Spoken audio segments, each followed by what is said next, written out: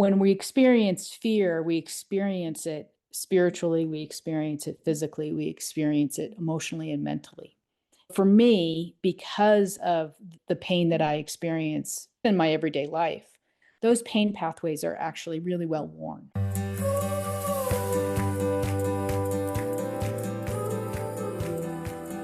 Welcome to The Kindred Journey, the podcast for the spiritually curious, the wounded, the wandering, and the wildly awake, where nervous system healing meets spiritual transformation, and where your identity is something you receive, not something you earn.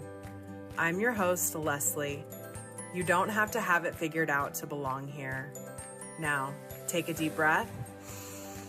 You're in the right place. Let's go.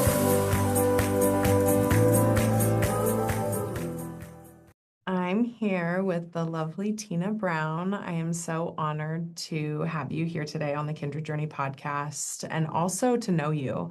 It's been an honor and such a delight to get to know you over the last course of about a year. And I'm so honored that you are actually officially the first guest back on the Kindred Journey podcast. So welcome, Tina. Thank you so much for being here. Well, thank you, Lesley. And it has been so much fun watching you grow in this last year. So coming into your true self, really standing up and having the courage to speak what is your truth. So there is nothing more godly than that. Thank you so much. I received that. I really do. That makes my heart sing.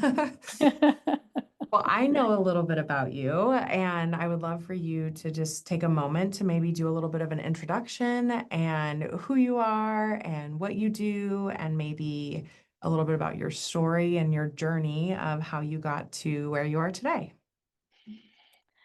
So I started out my spiritual journey in 12-step recovery, Alcoholics Anonymous, and that is the beginning of my spiritual story.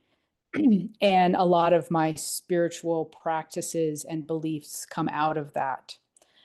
But about 3 years ago, I had received another injury, which turns out that I have a hypermobile spectrum disorder. So I get injured very easily. I experience a lot of pain, physical pain, and the emotional pain that comes along with it, along with the healing journey. And I had injured myself again. And I had gone to a breathwork session with some friends and had a huge spiritual awakening and spiritual experience with a lot of healing, certainly on an emotional level, but I think also on a physical level. And I was just kind of blown away by the power of breathwork. And so I decided that I was going to do it. I was going to jump in and I was going to take on breath work. I wasn't even sure what that meant, but I said yes to the call. I heard the whisper and I said yes to the call. And so it's been such a journey in the last 2.5 years between the breath work and the somatic coaching and what I've learned. And I think in the end, what I've learned is that the Holy Spirit speaks to us in so many ways. We think, oh, we just need to get quiet and hear that little whisper. But the Holy Spirit is speaking to us in visions, in our physical bodies, in sounds, in situations, and that we can tune ourselves to that spirit to get direction, guidance, to get the courage, to get the support that we need in order to go through with our life mission, whatever that is. And so that's what I have really come to learn up to this point. I'm not sure what the journey will be like going forward, but that's the end story. And breath work is a huge part of that. Breath is life, ruach in the Old Hebrew. And that is just a strong modality to really bring us into grounding, bring us into center, bring us into setting aside everything we think we know about this life and this experience so that we can have a new one. And that has really been kind of the cornerstone of this practice. It then led me into the somatic coaching, where I learned so much more about how the body and how the Holy Spirit was speaking to us. And I really look at the physical pain that we experience is often, barring you cut your finger or you get burned or you blow out your knee, that the spirit is speaking through us. Sometimes the spirit is asking us to slow down. Sometimes the spirit is asking us to let go of fears and resentments that we didn't even know that we had. And so allowing that messaging to come through and helping others to recognize those messages is really part of what I've come to bring to this space, this world. Mm-hmm. And really speaking to people with chronic pain. People with chronic pain often have a lot of fear around their pain and around the change in their lives. Often there's a very huge change in life. And how do they navigate that? And fear is funny. They've done a lot of studies on this, but fear actually makes your pain worse. Mm. And so whenever I am participating in fear, not processing it, whether it's spiritually or emotionally, that I'm just making my experience worse. This is where the suffering comes. And so what things can I let go of? What things can I move through my body to make this experience on earth better? Easier. We always want ease. We want freedom and ease. And so that has been really what I've learned. And in the past 6-8 weeks or so, I have really started to develop and understand just the different ways that the spirit is speaking to us. And in the Eastern traditions, you might call it psychic gifts, but I think it's just the spirit just doing spirit things. How can I get better alignment with that, with the spirit? So I'll take a pause there. So that was a lot. That's also so good. Oh my gosh, I don't even know where to start. Okay, I love what you said about you went into your first breathwork session and then you found the breathwork certification program and you said, I just leaned in. I didn't know why. It's kind of like, I think that experience happens often when we lead with the body versus the mind. The mind doesn't make sense of this, especially I love how you tapped into fear. I'd love to double tap into that more because as a society, as humans, we're conditioned that the unknown is scary and it is fearful. But again, just kind of, I loved how you weaved your journey into what you were sharing of just, I like to call them the God nods or the breadcrumbs of your journey along the way of leaning into Holy Spirit and tuning into Holy Spirit versus tuning into that fear. Or like you said, if I have the fear, what do I need to clear out of my body? What do I need to move through? And I know I'm bouncing around and you can go wherever you want with this, but I love how you said we want freedom, we want ease, but our mind makes it hard for us to get there. We want it to be that suffering component. Sometimes I feel like to make the suffering optional, and just to, and I think again, on my faith journey, when I lean into God through the pain, it makes the pain more manageable for me, at least, is leaning into the breath, leaning into my faith, leaning into where sometimes we're addicted to the pain and the suffering sometimes. So I don't know if there's but some of those things that you just touched on, and we can go wherever you want to go, but if there's anything that you want to double tap into, please feel free. Well, one of the things that you said that I think is important is that the tension of living in uncertainty. We humans don't like that. We're very uncomfortable with uncertainty.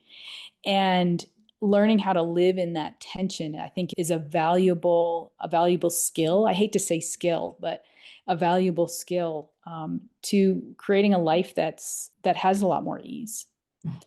The idea of being addicted to fear, I think, is spot on. And I think that it is actually a physical addiction. We don't know how to live. Our cells don't know how to live without the force of adrenaline. And there's even a detox process, I think, living in the addiction world that you see it. You see people that are withdrawing from the adrenaline in their bodies. But many don't know that there's another way. They don't even know what that experience of not living like that is. They're 24/7. They are getting a hit of adrenaline and dopamine and serotonin and all of those chemicals. And so how do we live? How do we continue to have the courage to walk through the fear as opposed to moving away from it, or even moving between two fears? That's been my experience, is like, I've got fear A over here and I've got fear B over here. So I run away from fear A, but I run directly into fear B, and then I run back again. And so I'm just bouncing back and forth between fears and missing so many things in my life and increasing my pain. Right. I mean, there's a real, for me, there's a real physical response to living with fear, is that my pain increases. Can we double tap into this? I feel like this is very important to go deeper on, is like you said, okay, so what I'm hearing you say is that there is this addiction to the dopamine, the cortisol, from living in this place of, whether it's name the emotion or name the loop that somebody is on, fear, hypervigilance, performing. We're on this addictive loop of what name XYZ, whatever. And you said people don't know that there's another way. So how do we invite these people who are addicted to this constant cortisol, dopamine rush, and inviting them into this other way? Because the fear is probably a huge component of not being curious about another way and just staying. It's kind of, how I visualize trauma after doing the somatic program with you, is like, we are on these loops or these carousels, and the carousel can get faster and faster and faster, like the merry-go-rounds. And when you choose to step off of that, taking that step, hoping you don't fall, twist your ankle, or where do I land? That's how I envision this in somebody's internal being, is they just don't know how or when to step off of that addiction. I think that one of the things that's most important is that I, in and of myself, don't have the ability to walk through those fears. It's not a better way of, let me just figure out how to manage my life better. Let me figure out a better way to manage my fears. What it is, I think, is inviting God in, because God is the one that actually can make that movement happen. And that, because if I had been able to manage all my fears all by myself, I would have done it. And so I need the help of a higher power in whatever form it shows up to help me walk through those. Sometimes it's just being present with the fear. I mean, I think that's a lot of what we learn in the somatic program, is just, how do I be present? And sometimes that God is showing up with another person in somatic coaching to be present with us, to hold our hand as we walk through those fears, as we allow the fears to have their full expression in the body. Because once they have their full expression, I've felt them, I don't have to be afraid of feeling them anymore. Or whatever feelings I'm afraid of having. I think that's a lot of it, is I'm afraid of feeling. It's a lot easier to not feel. Yeah, it is. So. And part of maybe that addiction is somewhat of a coping mechanism to not feel the fear, to be on the cortisol and the dopamine and the stress, the anxiety, like chasing that is fixating on that. So you don't, like you said, once you move through the fear, it's not suppressing it or ignoring it, it's moving through it. And what I'm hearing you say is leaning into God as you move through something that your body, again, this has been in our DNA since the beginning of time. We don't know if it's a tiger behind us, or the feeling we have in our nervous system, we're gonna die. That's the ultimate fear. If you're not afraid to die, then what's there to be afraid? Because that's what our body is. The visceral experience of death is what we're scared, afraid of, fearful of. And so if you can get to that point of moving through these fears, and then you're still alive on the other side, and like you said, it minimizes that experience. And I think also what you said is completing the somatic cycle of fear versus, and I love that we'll just run with fear for the sake of this episode, because that's what we've been talking about, is like you said, that fear increases the pain and the inflammation in your body if it's not moved through. Can we move maybe into that part of the conversation? Yeah. When we experience fear, we experience it spiritually, we experience it physically, we experience it emotionally and mentally.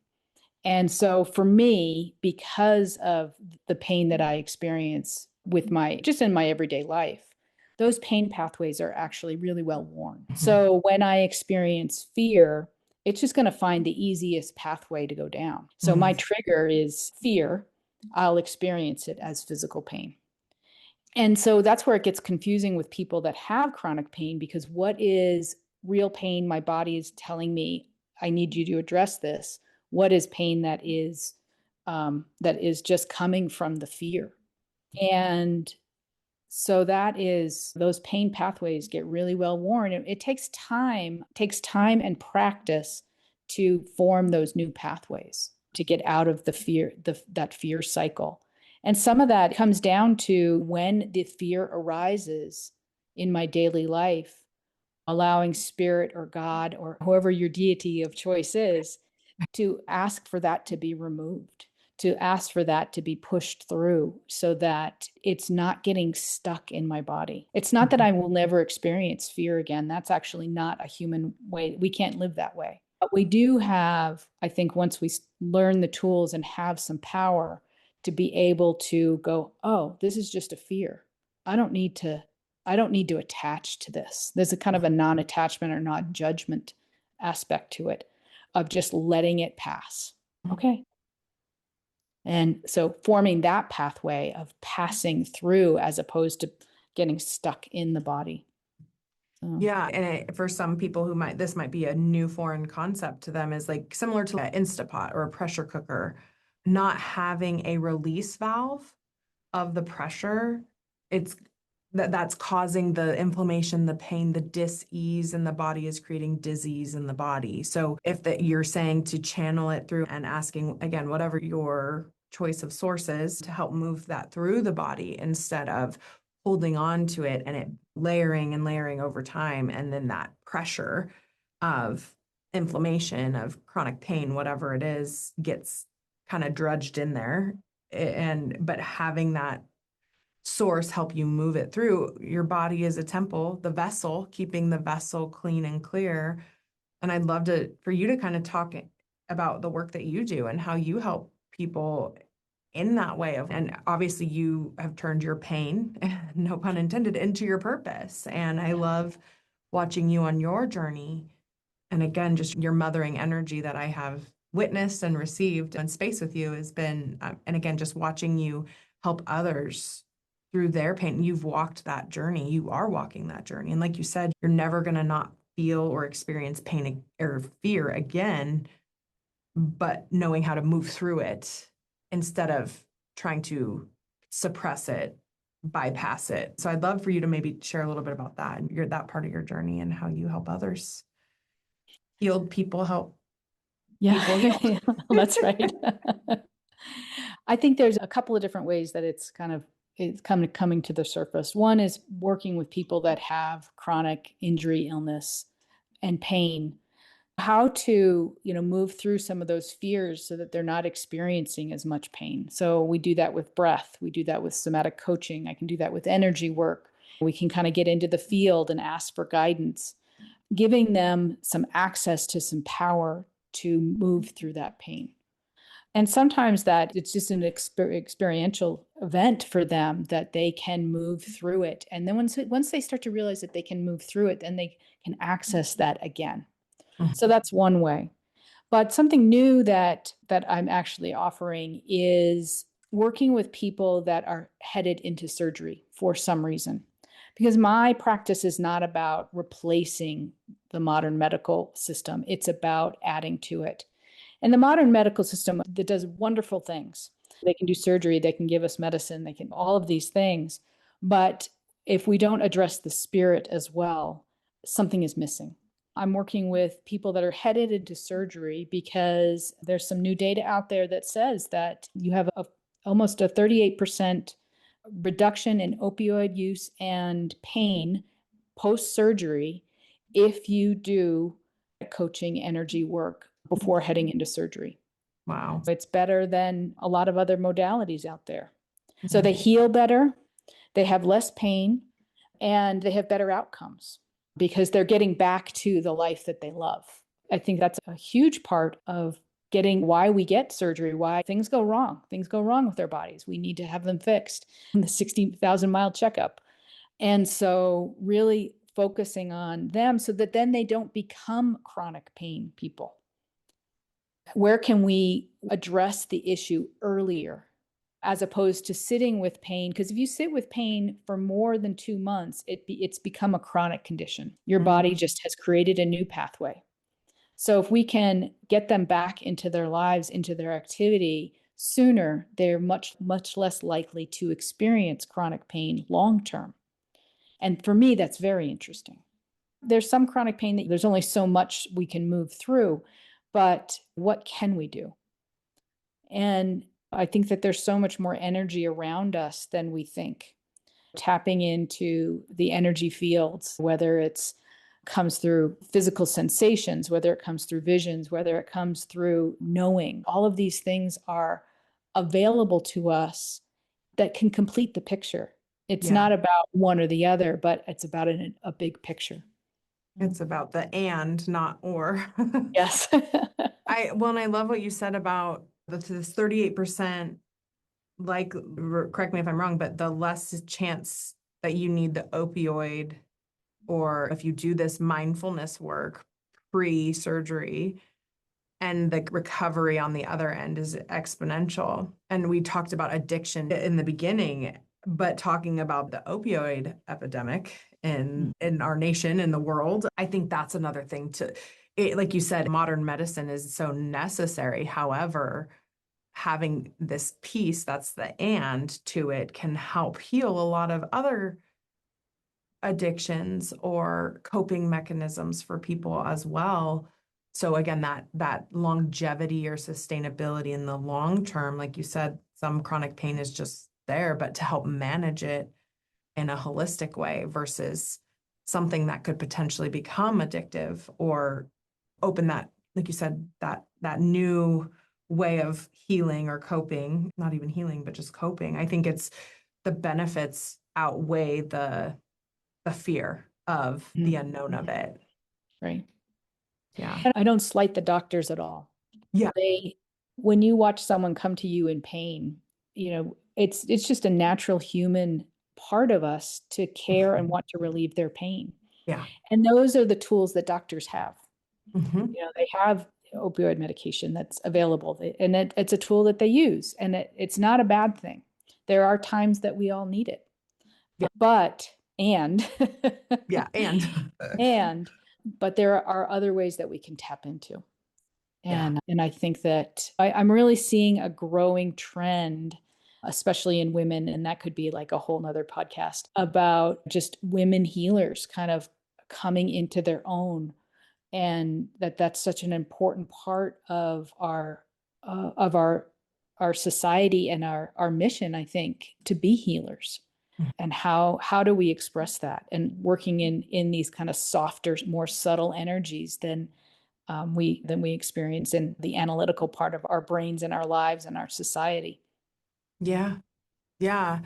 No, such a good point. Like even in pregnancy and labor, it's like they see a problem, not a baby being born. So they want to solve, like you said, I loved what you touched about as being humans and seeing other people in pain, especially as mothers and women healers. A lot of I'm trying to find the right words here. We have been taught to believe that we can fix the pain. And maybe we can tap into this a little bit as energy, inner healing guide, whatever we want to call ourselves, not to fix the pain, but to help people and guide them into navigating them, to showing them that they are the medicine, that they have the tools within them. I think you said that earlier, the discernment, the tools, the awareness of that we're not the fixers, but we help healed people help heal people.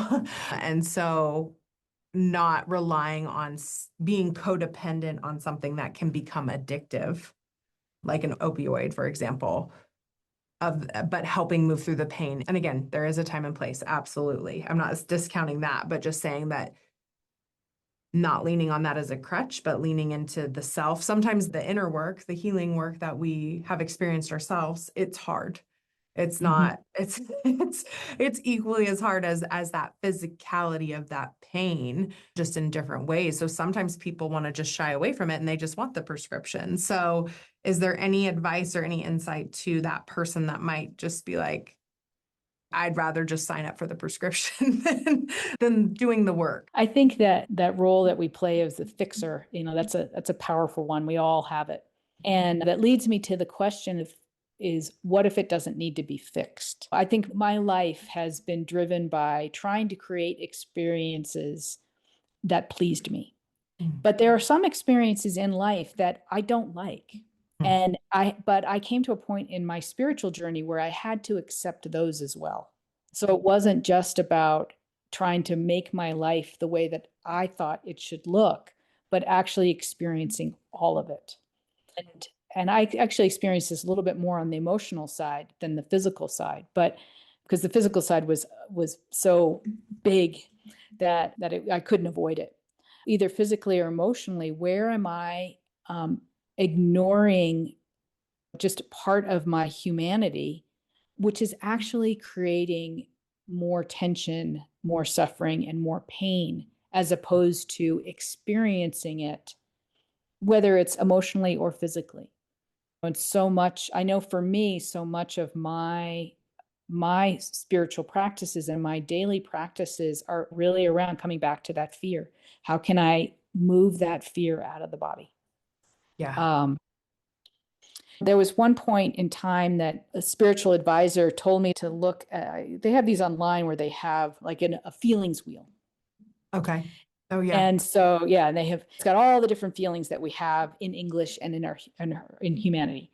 And I printed it out, and it was interesting because a quarter of it was kind of a lighter color, and the rest of it was kind of a darker gray. It was a black and white printer. And what I realized was that I was trying to create my life to live in that quarter of the pleasant feelings that we experience in life. That I was being asked to experience all of them. And that I was only experiencing a quarter of my humanity because I was ignoring the rest of it or pushing it away or doing something to move it away from, like, oh, I must be successful if I'm happy, joyous, and living my life and always happy and grateful and all of those really great things. They're really lovely. They're lovely feelings. But that's only a quarter of them. And I need to experience all of them. Sometimes I don't like it. And it's the same with the physical pain, is like sometimes I need to feel and lean into it to let it release. And I think that's what we do in the somatic coaching, is letting it release. And so what we do in the energy field is supporting that energy release, whatever that energy is, whether it's physical or emotional. Yeah. I think is that pain, fear, resentment, self-pity, doubt, these are all indicators of what I've come to believe is a present day agnosticism, is that underlying all of those is a belief that God can't or won't, for whatever reason. I'm not good enough. I'm broken. It's not God's job. It's not available. I just have to sit with the suffering. And that when it comes down to it, that is the fundamental question, is how God is as opposed to how God isn't. I have clients that can start to see that. They can start to change their pain from that God isn't to God is. Perhaps the pain is there for my healing, not that I need to work against it. Because that going against something, just like you said, emotionally, we're just swimming upstream. It's gonna be tiring. Absolutely. And Dr. Lisa Miller talks a lot about that, is like depression is sometimes the invitation from God to lean into him more, the healing journey. Yep. Where again, we feel like, why did God let this happen to me? It's again, through our pain and turning it into the purpose. I mean, that's literally why I am here today. And what I do with inner healing work, listening prayer, is inviting. We can't change the circumstance. We can't change the trauma that we've endured. But what we can do is to invite Jesus into the space and ask him to show you what he wants you to know about this and how he sees you. It's to shift your perspective of what happened and to actually move through that healing process of it as well, and not holding on to that resentment or that anger or that. And again, there's been terrible things in the world, but to know that God's grace is on the other side and he's holding you through it the entire time, and how to invite him into, what do you want me to know about this? And how do you want me to shift my perspective? And again, it's hard to face, because that means the forgiveness piece, the resentment piece, you have to cut it off like a debt. It's not to, and because our body is still holding on to that unforgiveness and that fear and that resentment, whether we feel like we've let go of it or not, it's still there unless we've truly cut it off and had a mind change, a form change about what has happened in the past. So, I had a beautiful meditation once where I invited Jesus to sit. And then I was asked to kind of hold my pain, physical, emotional, in my hands. And then I was asked so how would Jesus look at you holding this pain? And the experience was that the look on Jesus's face was of just utter compassion, kind of like a mother and a child. When your child comes to you and they're hurt, it hurts you too. And you feel so sorry. And that was the same kind of look that was in the meditation. And I realized at that moment that I wasn't alone, that God was with me in this, that I didn't have to carry it alone. I still do have to carry it. And that, I don't live a life that's pain-free. That's probably not in my future. And maybe it is. Maybe that's a self-limiting belief that I have. But I can bring God into that compassion and that look of caring and love that God is, that God can be even in that. And I think that's one of the things that we see a lot, is that we think we have to carry this all on our own. We don't. yeah. Actually, we can't. We don't have the capability. It's not our job. Our job is not to carry it all by ourselves. Yeah. And if it feels burdensome, it was never meant for us to carry, and to give that to God and to place that in his hands. I love the visualization that you placed and your experience with that, and to give that to Jesus, here, I don't want to. And like you said, we can't do it alone. We don't have the capacity in our physical human experience to carry it all. So even though we think we need to, or and again, I say, our healing journey is not meant to walk. It's not meant for us to walk alone, and to be with in sacred community, sacred belonging with one another, to help each other walk each other home. I can't commend you enough for your journey and what you're doing, Tina, and how you're helping people heal and helping them combat their chronic pain or their pre-op surgery pain, and again, just going into something with a different mindset like that is an absolute game changer. And like you said, that recovery period, and that something our mentor Sam says, your attention goes where your energy flows. And then if your energy isn't flowing because there's a block of pain or fear or whatever it is, to be able to move through that, to clear the vessel, to clear that pathway, whatever it is, to receive life with a little bit more ease in it. Yeah. So yeah. Mm. Thank you so much for joining me today. I love hearing your story and just hearing what you're doing and the light that you're bringing into the world. I'm so, like I said, so grateful and honored to know you and to experience life with you and this journey together.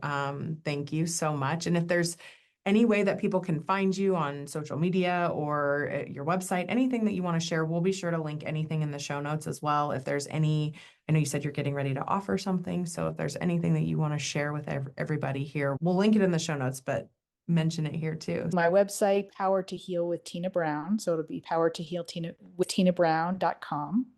And the new product the new offering that I'm going to be having is a pre-surgery package.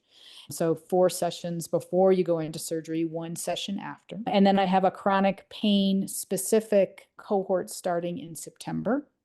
So that will be coming up. And then you can follow me on Instagram. That's an easy way to find you. But yeah, we'll be sure to link everything in the show notes for everybody to have easy access to. Great. So Thank you. It's been lovely. It's been lovely knowing you and watching you and being surrounded by you. So thank you, Tina, so much. I am so grateful for you. Have a good day. Okay, bye-bye. Bye. Thank you for meeting me here. If this episode met you somewhere real, the most generous thing that you can do is share it with one woman in your life who is wandering, curious, or quietly longing for more. She might not even know she's looking for this yet. And if you have a moment, leaving a 5-star review helps more women find their way to this space. And that is part of the healing too. I'll see you next Thursday.